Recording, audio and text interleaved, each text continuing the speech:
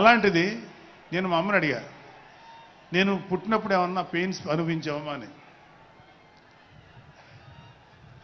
మా అమ్మ అంది, నువ్వు పుట్టినప్పుడు నేను అనుభవించినంత పెయిన్స్ భూమి మీద ఆడది అనుభవించలేదు, అంత కష్టం పెట్టేవాడు. అది మా అమ్మ చెప్పింది నా గురించి. సరే కళ్యాణ్ బాబు ఎలాగా అన్న. గొప్ప విషయం అంటే నేను షాక్ అయ్యా.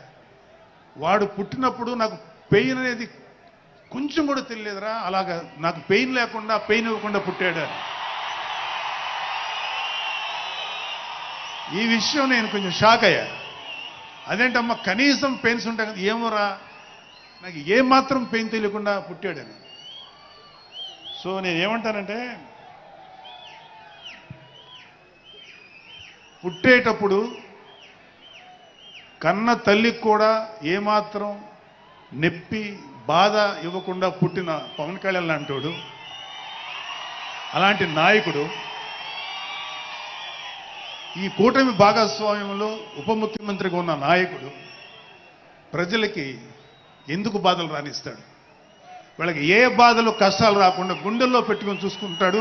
అది మనం కళ్ళారా ఈరోజు చూస్తున్నాం. ఇప్పుడు మనం చూస్తున్నది ఆవగింజలో అరవంతు మాత్రమే. కూటమి భాగస్వామ్యంలో పవన్ కళ్యాణ్ గారి భాగస్వామ్యంలో జరుగుతున్న కూటమి ప్రభుత్వం పరిపాలన ఆవగింజల అరశాతమే.